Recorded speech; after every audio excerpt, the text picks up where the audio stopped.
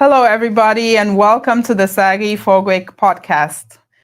If you're just joining us, get comfortable, grab a seat, invite your neighbor, invite your family, friends, those you love, those you don't like, still invite them to the show because we're going to have a good one today. Just like every other show, this one is super special, and it's because I have someone that I love and respect a lot on the show today. What is our topic?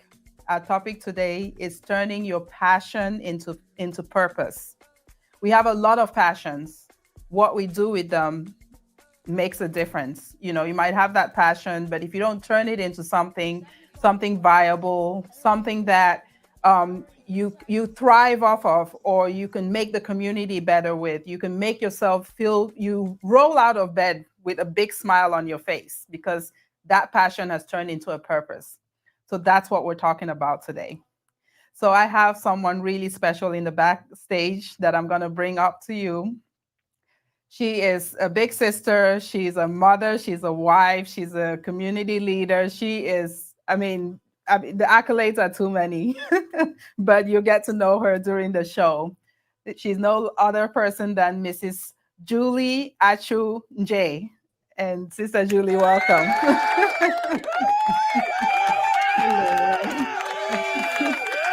Welcome, welcome, welcome. Super excited to have you today. We've talked about it. We've worked out schedules and we finally found a day that works. So welcome to the show. I'm very honored. Thank you. Thank you so much for having me.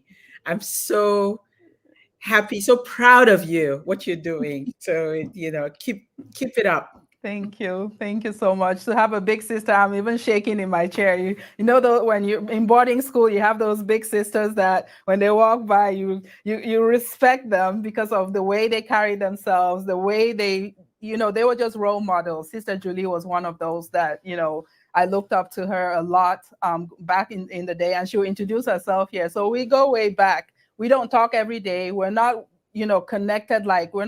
We don't talk every day, but just one of those people when you meet her, because I ran into her in July after a very long time. You meet people who you just pick up from there and run, especially if you see that you're both doing something that connects you, something that brings you together. You see people's vision aligning somehow. Again, you just go with the flow. You don't say, "Oh, Sister Julie, you didn't call me on my birthday last year, so I'm holding a grudge." No, we just pick up and go. So welcome, sis. Thank you. Thank you so All right. much. All right. Before we go in, let's share the link because I know people will be waiting. So I'll send it. I know WhatsApp has been acting up for you. I'll send it to email for you, right? Will you be able to access it right away? Yes, I'm already Yes. here. Okay. Yes. So let's do that so that while we get into the conversation. So guys, be ready for a show that will change your mind, blow your mind away. It's a special one. So let me grab that link real quick.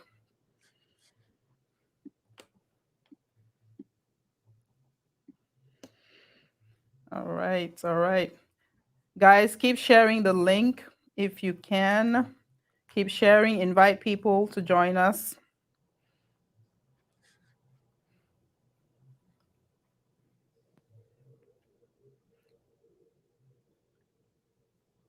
It's a little slow. It's a little slow here, but we'll get there. Be patient.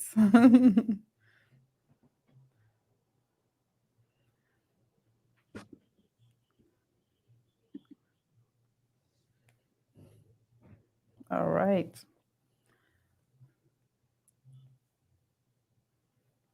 Yeah, it's a little slow.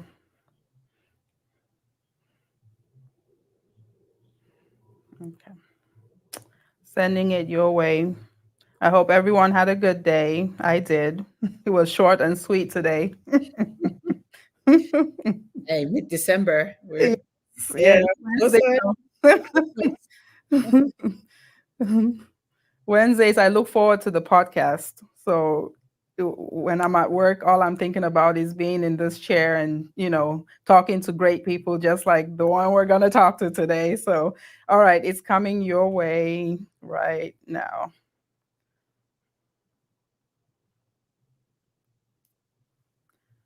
There, it should be in your email. So guys, keep sharing the link. I'm going to share too as she's sharing before we start this conversation. I'm going to keep sharing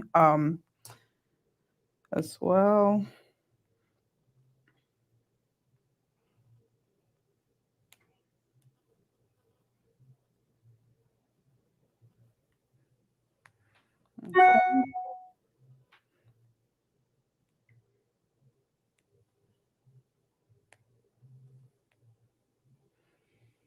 Okay.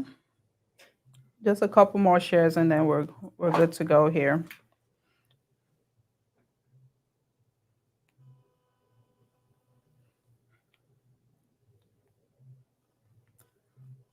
All right.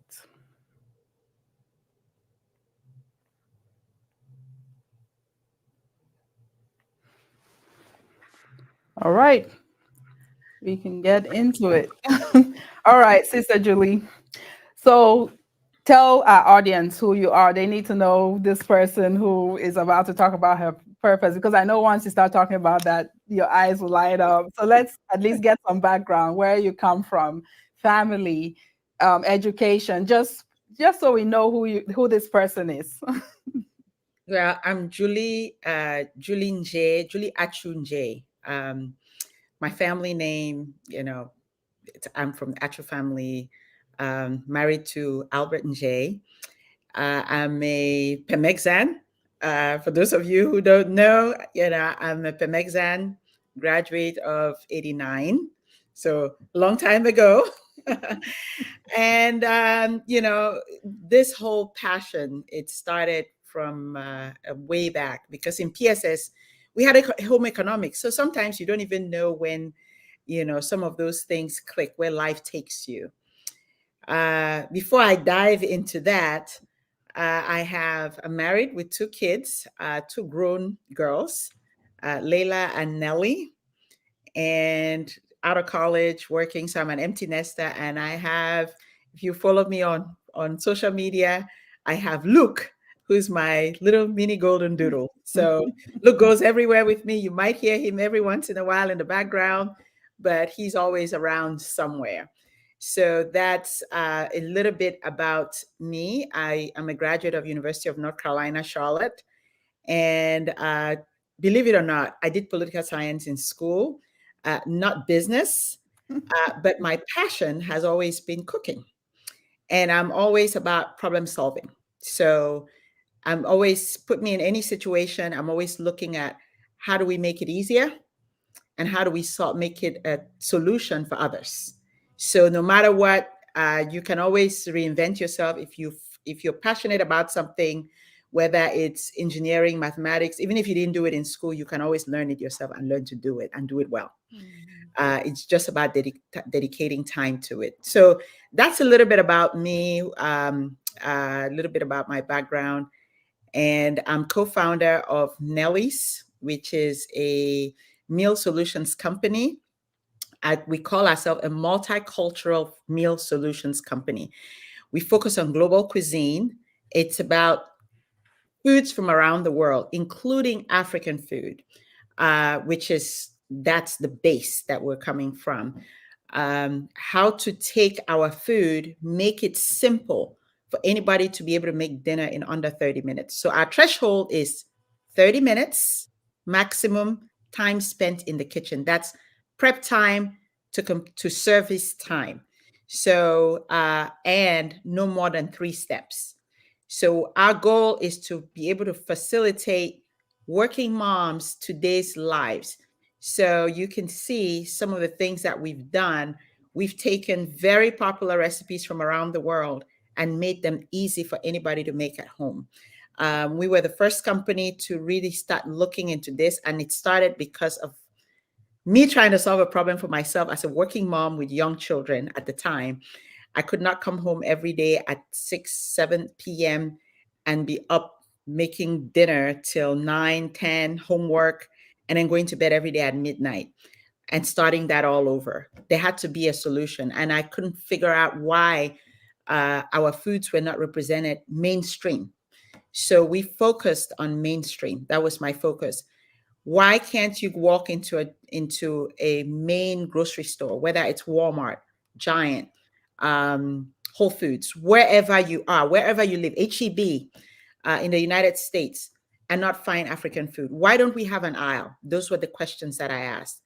And it's because we're not really into industry. So I decided with my husband to get into it and learn how to do it. So we learned it from the ground up. That's That's a little. awesome. Wow, that's awesome. So the two things I caught, well, Pemexan, first of all, we have to break that out because not everybody, we have a diverse audience, right? Pemexan is an ex-student association for those who went to a school in Cameroon called PSS Mancon. So those who went to that school and graduated are called Pemexans. I happen to be, the national president for that organization in the US. And if you notice a trend, we've had like 4 guests going back who are all from Pemexa, from the Pemexa organization. It wasn't planned. It just happens that that school produces, people who are so diverse minded, but doing things that in the community that we wanted to showcase. And of course, it happens that she's also a Pemexan. So super proud of the Pemexans. And then secondly, you said something about problem solving. You're a problem solver. So I can't come to you with problems. I need to come with a solution.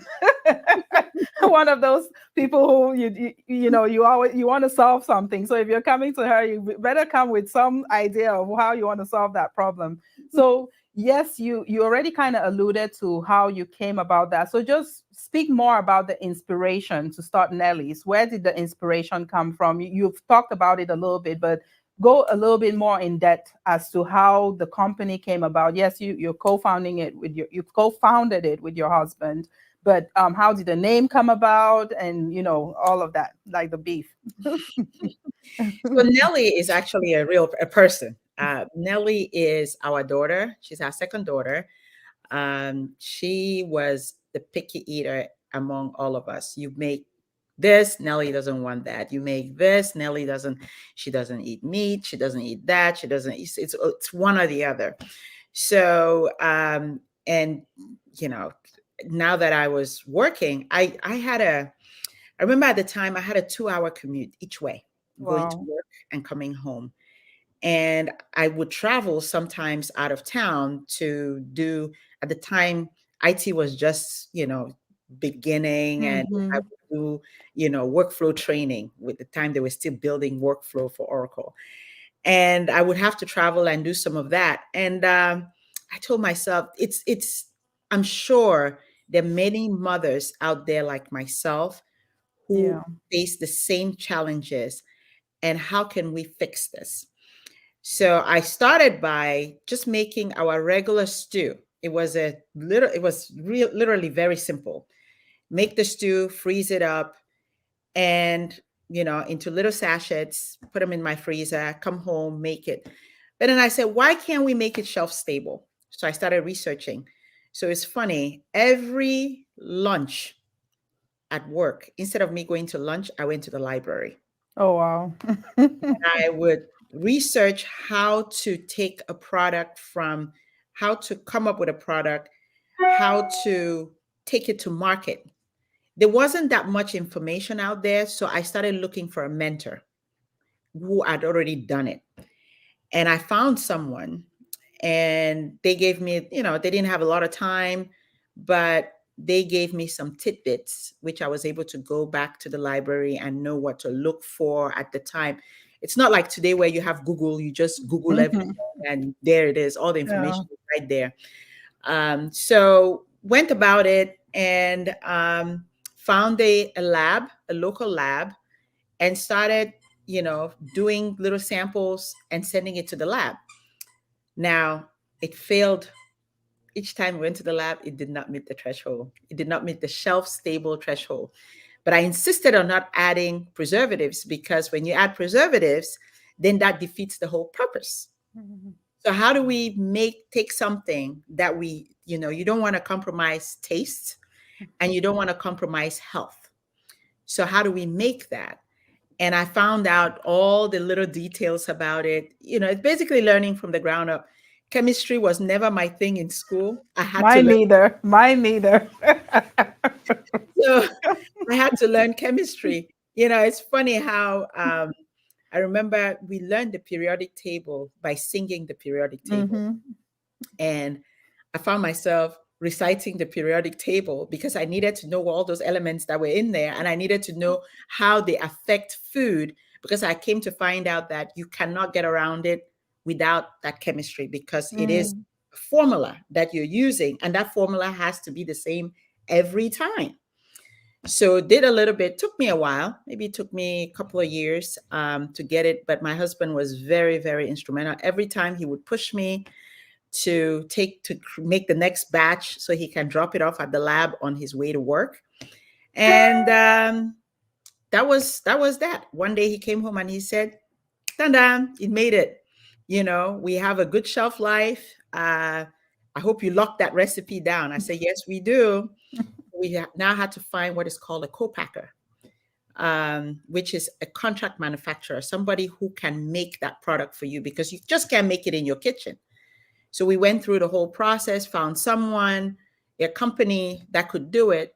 First batch, so I would say first investment of this whole thing cost me about $4,000. Wow. And we made it, went and rented a U-Haul, put the stuff in there, drove it home, put it in our basement, and started going to farmers markets. And it was from farmers markets that at some point we got discovered and called. My first customer I called for 9 months every day, the buyer at Giant Giant in Maryland, DC, Virginia. 9 months. One day the guy picked up the phone and he said, "Come see me." He said, "You're persistent enough. Come see me."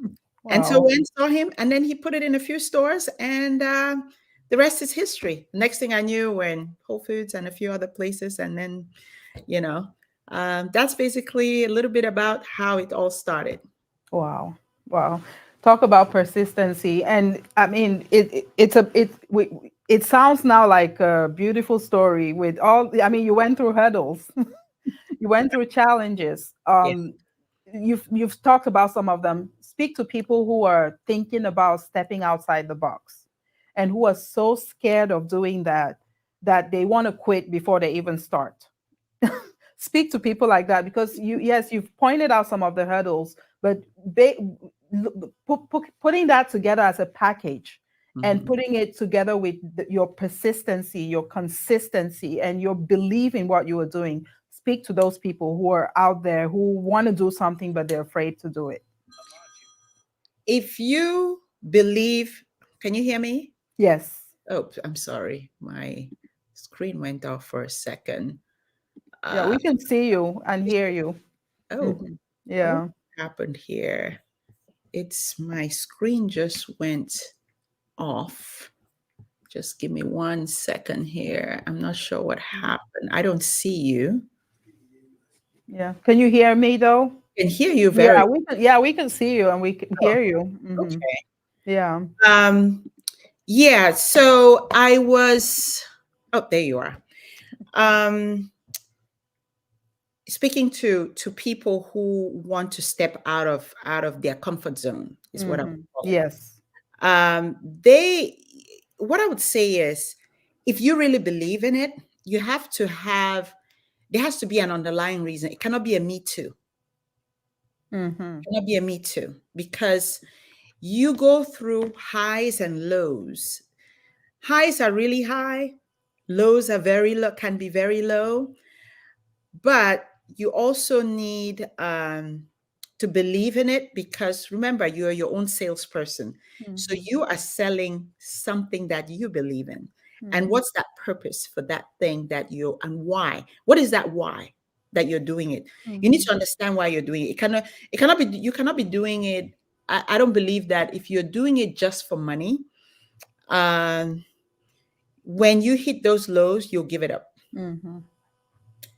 But if you're doing it, there's that inner drive that leads you on. You will do it and usually it's to better other people's life. It's doing good, right? Whether it's in finance, whether it's in food, whether it's in media, whether it's, in social work, whatever it is, because we all depend in our communities. We all depend on each other. We're all interdependent. Yeah. What I think. So, for anybody who wants to do something, really, uh, don't be scared, because fear is your worst enemy. You have nothing to fear but fear itself. But find that support system. Find those people that would encourage you, and find a mentor. Yeah. Now, when you start running, there are people who are going to tell you, give it up. Don't worry. You two, what do you think? Who do you think you are? Mm-hmm. But you can be anything you want to be if you put in the work. Mm-hmm. The input, output. If you don't put in the work, you don't get results. Yeah. That's what I think. Yeah. That's awesome. Yeah, because I mean, the reason I asked that question, or I wanted you to speak on that, is just because we're so boxed in to certain ways, and I respect the fact that you said it shouldn't be a me too, because we're quick to like jump on the wagon because someone's doing this. I want to do that same thing, or and it's not your passion, and that's our topic today, is turning that passion into purpose. So if you didn't have a passion for that particular thing, it's going to fade away, which you kind of pointed that out. So how is it working with your husband? Curious, because a lot of people, I remember when my husband and I were dating, we worked together at a Days Inn. I had to train him. No, never again. No. Had to train him at that job. Oh no. So not everybody can work with their husband. So tell me how it is being co-founders and working together. We get asked that question a lot. We do a lot of trade shows, so we travel around quite a bit, and people always see us together and say, how are you able to spend so much time together and work together? I think it's a matter of mutual respect. We have set guidelines that we each follow. There's always one leader. There are not two leaders in anything you do. And that leader, you respect yes, you may have an opinion. That opinion is just an opinion, right? And if you have to execute that, we agree on it. But he's a very calm, collected, very thoughtful person, very deep. He doesn't always answer questions right away. He'll think about it, and he would come up with the answer later. Sometimes it can be very frustrating for me because I'm a go-getter. You want it right away. You want the answer now. I also understand that he is a very deep thinker, and I respect that. So I would always respect his opinion when he brings it. And he makes me, one of the things that we do, we have a ton of products now. So we have about 42 items. And for every time I come up with a new idea of a new product, I have to defend it. I have to tell him, we have to tell him why this product, who is going to buy this product, the demographic, how are we going to execute it, how much is it going to cost? And so there's a lot that goes into one product that gets put out in the marketplace. And usually, sometimes it can get really frustrating, but I know that he's coming from a good place. Good place. Yeah. And you need that balance too. You need the balance between the personalities, right? You can't have two people who are exactly the same. And, like in every relationship, you need one person who brings you down to earth. And then the other person who lifts you up if you're down here, and they lift you up. So that, yeah, I mean, that question was just so that people know that it's possible. It's possible to work especially if you have your vision is the same. You might not get there at this, your route there might not be the same, but your vision is the same. You're on the same, you're in this, you have the same mindset. Your goals are the same, and it is possible, and that makes it even, because this is something that I don't think you're planning to drop anytime soon. This is it. You're That's only right. going to add on to it. That's right. I always say that he feel like he has the I'm a deep end diver, but he always has that safety rope around my waist. And when To I'm pull you ready back, to to reel dive, you in. he's pulling me back in. He's like, calm down, Julie, calm Yeah. down. You're going a little too fast. Yeah, but the So passion shows. I mean, just talking to you, your face lights up, about it, because this is something that you really, you believe in it, and you're going for it, And you talked about avoiding uh, preservatives in your recipes. That's something that I had wondered when I first ordered one of your packages, was because most of the time we try to stay away from canned foods, or things that are packaged, because we're thinking about preservatives. So speak to people who are future customers, because after this show, a lot of people are going to have to look for Nelly's products. So speak to them, to tell them, how like maybe talk about some of the products, and how they're preserved without all the preservatives that are out there. So we have our top items are our rice mixes. Those are the items that we sell the most. We have the most distribution of. We have 12 different rice mixes, but we looked at it from a continental standpoint. So when you look at it, for us in Africa, what I found is that we eat rice is the number one eaten grain across the world, and in different cultures, they may call it something different, but it's basically the same thing the way we all eat it. We all eat the same ingredients. We just, may have one in something and something else in another. Mm-hmm. So when you take a base like jollof rice, for example, which is where we come from, we eat jollof rice. We love jollof rice. And how many Africans eat jollof, especially West Africans in general, from Cameroon all the way to Senegal? Ghana, Nigeria, everyone. There's even a jollof rice challenge. So when you look at something like jollof rice and you see how it is consumed in West Africa and now in the West, because you have so many immigrants, a lot of us have migrated, but we like to eat our comfort foods. But we have to take all this time to make it. So you take a product like jollof rice, and we have to come home, slice the tomatoes, onions, you name it. Your hands already smell. You have all this stuff. So I looked at it and I said, how can we make this? So I found out, researched it, got onions, the garlic, everything, but done in a dehydrated format, and mixed it in with rice, tested it. No preservatives whatsoever. Wow. 12 minutes, you have your meal. So now we took that and we say, okay, we can do rice and beans, which is consumed in the southern area, like Louisiana, all those areas. Jambalaya. Jambalaya is basically another way I would call it jollof rice. It's another style of rice.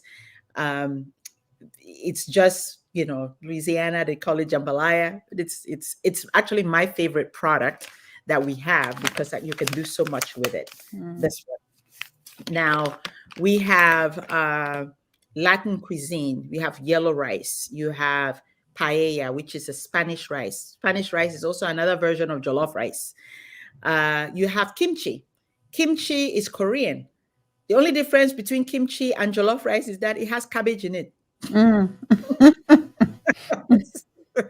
But you have different demographics. Now you have Thai jasmine. We like to eat Thai food. When we go to the Thai restaurant, we like to eat those. How do we make it?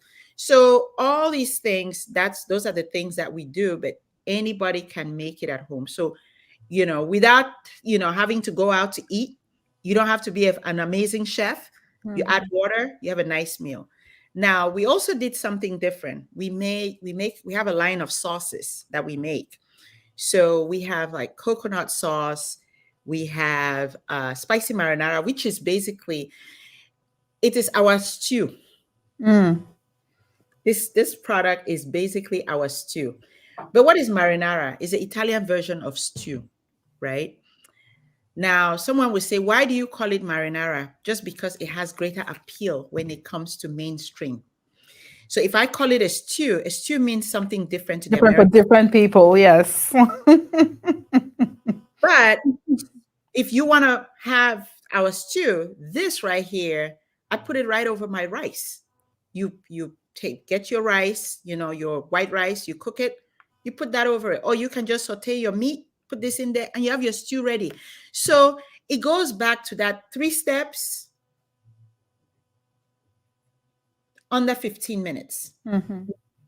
Prep to finish 30 minutes maximum, meaning from the moment you walk into your kitchen to when you have that food served, it should not take you more than 30 minutes. You're about to save a lot of marriages right now, right? So, That's the because goal. you know how many hours some of us spend in the kitchen, 6 hours cooking dishes from scratch and all Yeah. that. So I mean, it's not to say that you won't still do that. There are days when you cook from scratch, but then those days when there's absolutely nothing, you just want a quick meal, but you still want the same taste. There you go. Yeah. Nelly's has you. Yeah. Our realities today here in the developed world are different. Back home, we had help, we had, Mhm. the people, it's a slower pace. Today, even back home today, people are very busy. They Women are. are working more. Women work outside the home. You're here, you're doing everything. By the time you get home, you're tired. You still have the same responsibilities as your husband does, Mhm. but you have to also cook. Yes. You want to be mommy, you want to do Mhm. all these things, but how do you do it, and keep up? And that's what other cultures have done with their food. And we have not really done that with But our we food. haven't caught up. We Yeah, we're haven't. not caught up. Yeah. The question is, how do we catch up doing that? And that's where we're moving towards that, you know. So Wow. So, what is the future of Nelly's? Because I see this growing into something. I already have a vision for it. Like, first of all, tell us how many stores you're in right now. we are in about, I would say, I don't even know, probably anywhere between 3,500 to 4,000 Wow. supermarkets. Wow. That's Yeah, amazing. I yeah. mean, that's amazing. Yeah, It's that's amazing to be in, that, and then I still see it, just across. Is it are you international yet? We are in certain areas. In the Caribbeans, yes. We have sold product to Saudi Arabia. Um, we've had a lot of requests from Germany, Mm, but and from the UK, but we have not. We need to get a distributor who can handle that market. So one of the challenges that we're facing is as we expand, it comes with its own challenges, international requirements, labeling laws, and all kinds of things. mhm, But if we have a distributor that is able to handle that market, even we have had some interest from Nigeria, from Senegal, people that have tried our products here say, why can't we have this in Africa? mm. And we would love to, but we need to have the right partners. We need to have the right partners that are able to take some of these foods and make it, and distribute over there. So are you saying this is not in Cameroon yet? No, not yet. Oh wow. That However, there's one thing I didn't talk about that we're doing. I know a lot of people watching this show, you probably have not seen this product. It's one of our top selling products that we make. I don't know if you've had it. We make dodo in the frozen section of your supermarket. So instead Okay. of you coming home and frying plantains, and it stinks up the whole house. And you have to, we all know. Or when the guests are When arriving the and guests are arriving and the oil smell is still and lingering. exactly. So we've taken that problem away. What we've done is we have taken these plantains and we've made them easy. All you do, if you have an air fryer, you throw it in the air fryer, within 5 minutes, it's done.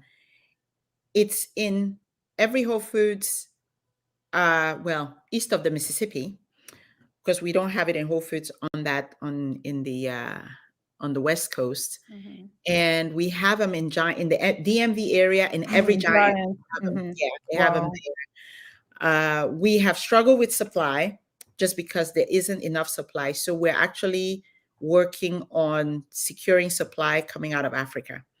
So we are working on some partnerships, specifically in Cameroon, to get those partnerships going so that we can get enough supply. It's very, very challenging just because there isn't enough product. So if Walmart wanted to put it in all 4,700 stores. Oh, and wow. We just couldn't. So we've been, dragging our feet about it, because once you start, you don't have the option not to supply. And Latin America doesn't have enough of that raw supply. Wow. Yeah. Are you ready for this growth? Because this is growth that's coming. It's coming. So are you ready? I would say ready as can be. I don't know if there's any time that you can be ready. It's just like having a baby. Are you ever ready to have a baby? What I'm saying, you know how you understand what I'm talking about. Yeah. Yeah. So when you talk about supply, break it down, because you just said supply. What supply are you having trouble with? Is it the plantains or The plantains? Okay. Just so that those who are watching and don't know what dodo is fried plantains. It's fried plantain. Actually, if you go to our website, I think we took it down where you can't order it, but you can see what the bag looks like. Okay. To order it locally if it's available. You can order it. If you look in the frozen, see where the 3 lines are, you should be able to see right there. If you click on that, and then you will see our food. Our food. Oops.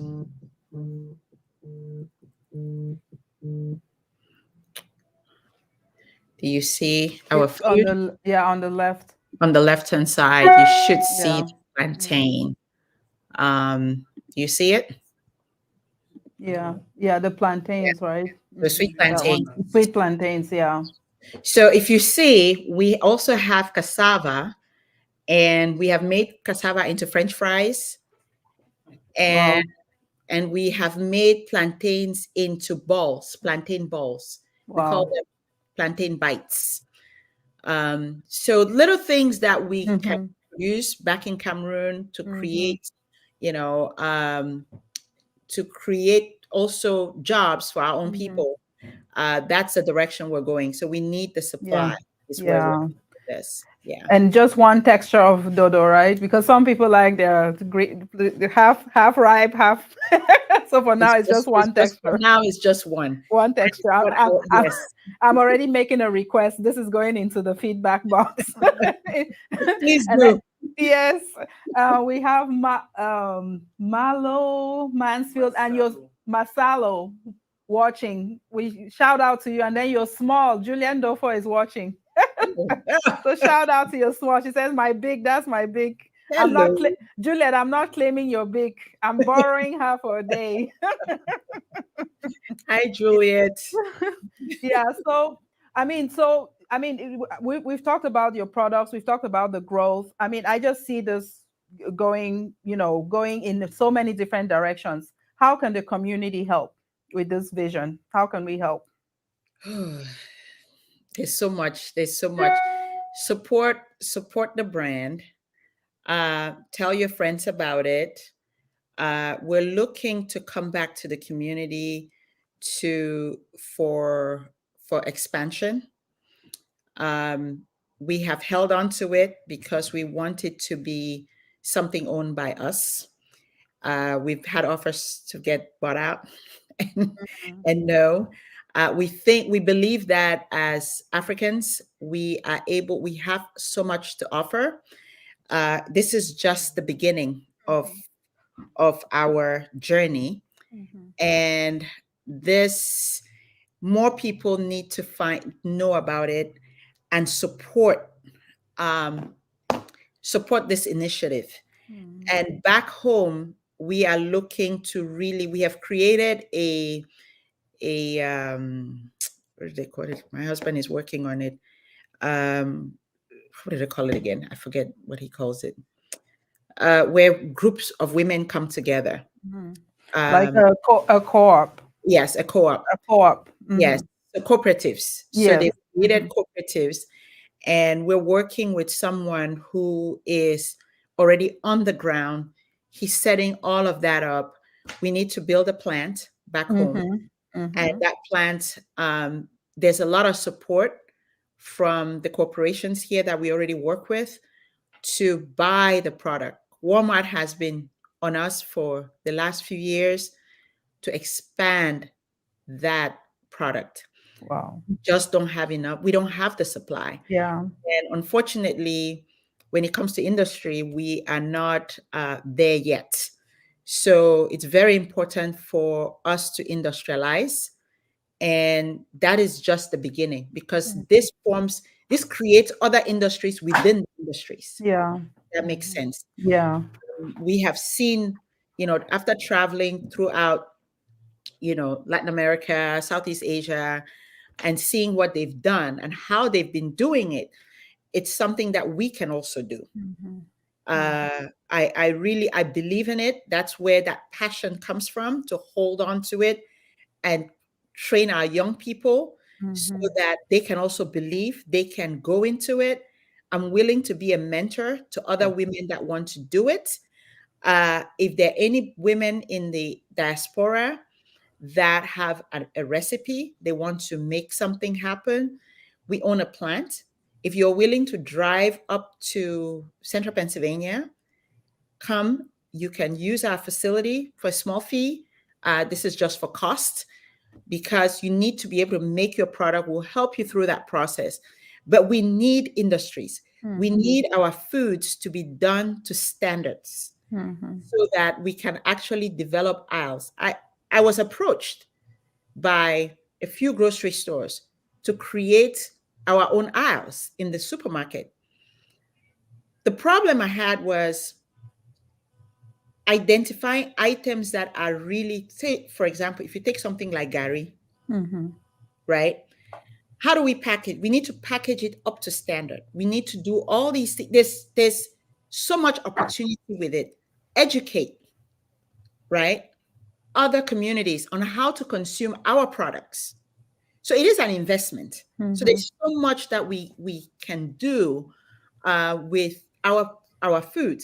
Take Mhm. something like fufu, amala.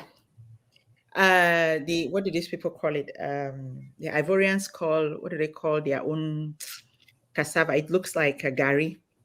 I forget what they call it. There's opportunity. Mhm. It's a type of couscous, right? Mhm. It has like a tangy taste to it. There are opportunities for us to do that, but we just have to get into packaging. Yeah. We need to package it up to standards. And they're willing to get a lot of these aisles. There are many chains that want to work with us, but we need to start coming together. Come together, get this going. Our business community has to come together and Mhm. work together. So that's how our community, the diaspora, can help. You know, um, it's difficult to do it alone. Yes. We can't do it Yeah. alone. Do You what need we collaboration, a lot of collaboration. What I'm hearing is collaboration. There's a lot of opportunity for Yes. people to, to interject. Not You're not handing over Nellies to anybody, but people should bring their skills, bring what they can, to, to help the brand. And Correct. then there's room for growth. So Absolutely. like even the problem of supplies of plantains, you could collaborate with somebody who has a plantation, a plantain plantation. That's an opportunity right there. Or Parmesan, we can start a plantation, right? Come together. Yeah. We need to pay our membership dues first. Let's start from there. Let's pay our membership dues. Then we can talk about a plantation. But I'm joking, but those are the things that we need to start thinking progressively, like, Yes. keeping these things so that you don't run out of supplies, because if you're realizing that that's a product that, most people want or most stores are asking for, and then we're running out of it. So, I mean, we could go on and on and on about this. I know Sister Julie has the passion and for her purpose, but we have to wrap it up. We do. Sister Lillian Dangam is on. She was answering your question at Chepe or something like that. She was answering at Yes. okay. Yeah. So that's the product you were trying to remember the name. So she's watching. So another Parmesan. All right. So any final thoughts? Any final thoughts? Any question I didn't ask that maybe you were burning to talk about? Just final thoughts to our viewers. To talk about Nelly's and some things that you want people to know, how they can contact you, how they can get products and all that. Just the summary. Yeah. Well, thank you so much for having me. I appreciate being on this platform. I love what you're doing. We need this. And, beginning this conversation, especially from industry, I'm extremely passionate about industry. I think the only way we're going to develop as Africans is through industry. We need to start making things, whether we're making food products, whether we're making shoes, clothing. The entertainment industry is doing its thing. They have started, they're moving forward with it, but we have to make the things that we consume. CPG goods, those are CPG, consumer product goods, very, very important. And I believe that we have the skill set to be able to do it. We just a little scared. We just don't know enough about it. Baby steps. Get started. If you believe in it, you're doing it at home, do it at home. Start it. Develop your skill. It may take you a year, 2, 3 years to do it, 5 years to do it. When the opportunity, they say luck, what is it? Is when, preparedness, meets opportunity meets preparedness or something like that. That's where, you meet, it clicks, so we have to start doing it, and we need to connect with those that are doing it, those that are trying, support them. Don't discourage, don't kill talent, please. There are a lot of young people out there who are talented. Don't tell them you cannot do it. Why? The person who did it, he has the same red blood that goes through his veins. He has the same brain. We all have the same. We are just limited in resources. And when I say resources, we have financial resources. The only difference with us is that we're not together. When we start coming together and pulling our resources together, we're going to go very far. Yes. And that's really all I can say. Yeah.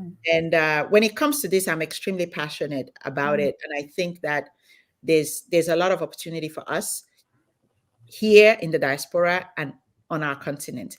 When you see the diaspora growth, what has happened over the last 20 years, we are a major buying block within certain communities.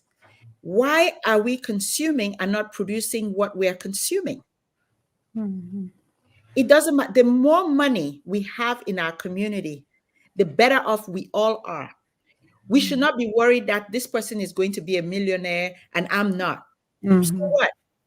If that person is a millionaire, you know what? That money, he will spend it back in your community in one way or the other. Yes.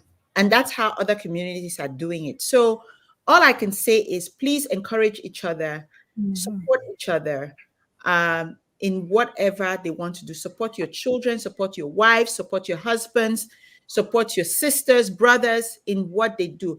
Mhm. Speak positively. If you don't have anything good to say, then be quiet. Then don't say anything. Yeah. I'm sorry. I had Yeah. to put it that way. That's what I'm Mhm. ending with.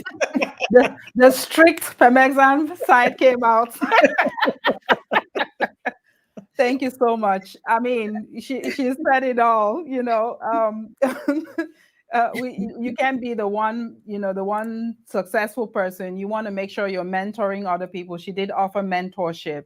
She did offer training. She did offer collaboration. What you're doing is wonderful. We appreciate you so much for being on the show today and for spreading the love, spreading the knowledge, just letting people know. So how can you support her? First, by sharing this video. Start by sharing this video so people can get like a little taste of what Nelly's is. And then the website, you share the website. People can go straight to that website, nellys.com, to order products. And then, through me, you can reach out to her, and you can mention the podcast to get a little discount. Let me say something. I think Lilian Dangam just mentioned something. I did not Mhm. mention Roland Formandam. So our partner in Cameroon is Roland Formandam. And if you want to join the cooperative, Roland Formandam, he has a form that you can fill out. They do their due diligence in Cameroon, Okay. get that process going. So reach out to Roland Formandam. You can reach him through Facebook, through Instagram, and he will send you the form to get the process started. You can reach out to me also, either through our website, my email. I think you can share my email address. It's fine. Yeah. Um, Okay. We'll drop the form in the comments section as well, so people can get back when they watch the video to get back to it. Yeah. okay. Yeah. All right. Thank you so much. Thank you, everyone who was watching, everyone who shared the video, anyone who's gonna share the video. We thank you in advance for your time. And until next time, stay blessed. We'll still have a show before Christmas. So, so have a good time, everybody, and God bless. Thank you.